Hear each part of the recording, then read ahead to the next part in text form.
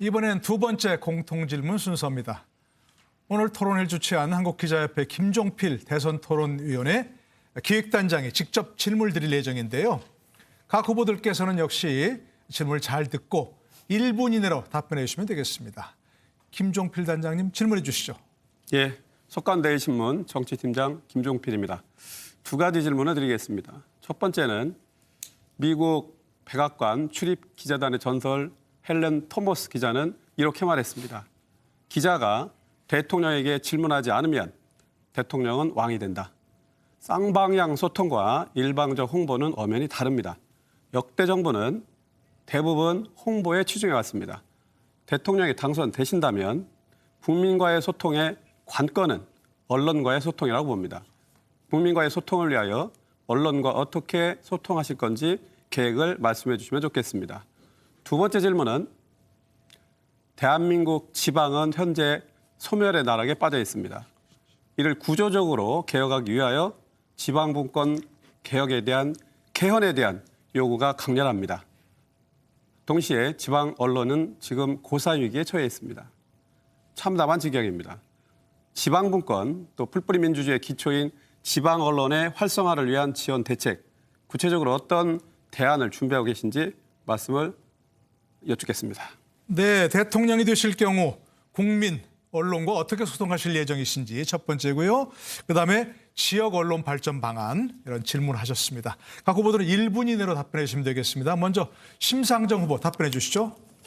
네, 첫 번째 질문인데요. 저는 그 기자와 소통하는 것이 곧 국민과 소통하는 것이라고 생각합니다. 그래서 만약에 대통령이 되면 매주 1회씩 기자들과 격이 없이 소통하고 대화하겠습니다.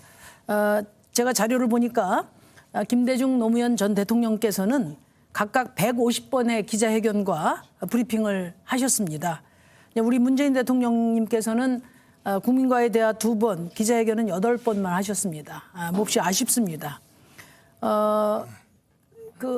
우리 대한민국의 언론의 기능을 제대로 하기 위해서도 대통령이 소통에 앞장서야 된다고 생각합니다.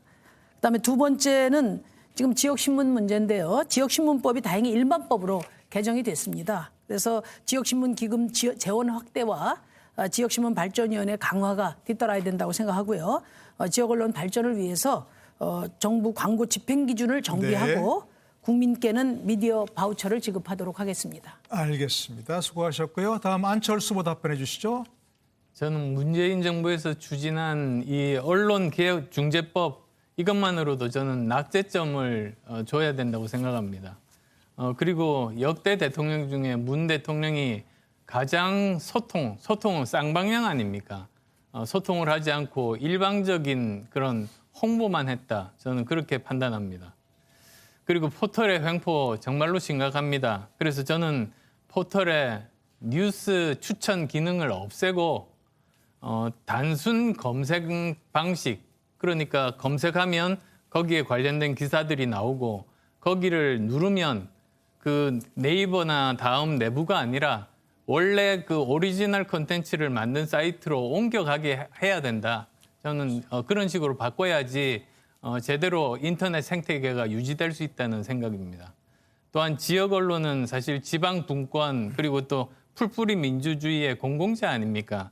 영국처럼 직접 자금 지원 등 네, 사업 시간 다 벤치마킹 됐습니다. 하겠습니다. 예, 수고하셨고요.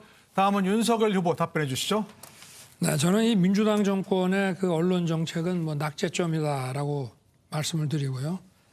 제일 나쁜 것이 이 친여 매체를 악용해서 어떤 그 가짜 뉴스, 여론 조작, 정치 공작, 팩책, 이 언론을 하수인 노릇시키는 이런 아주 나쁜 그 관행을 만들어 왔습니다.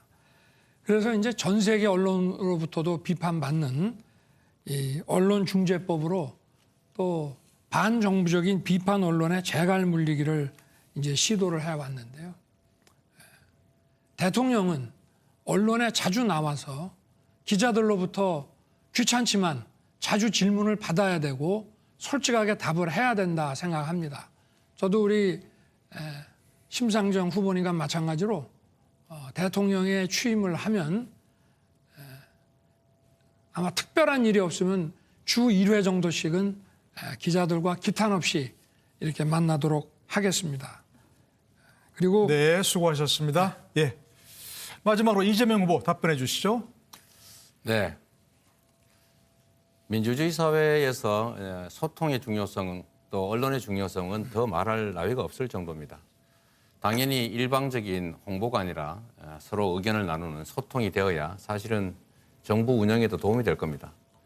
당연히 언론과의 소통은 제가 경기도에서도 수없이 수시로 이렇게 만나서 대화했던 것처럼 그렇게 하는 것이 맞을 거라고 보고 당연히 정기적으로도 언론과의 소통을 해야 되고 국민에게 보고하고 또 국민의 목소리를 듣는 과정을 거쳐야 될 겁니다.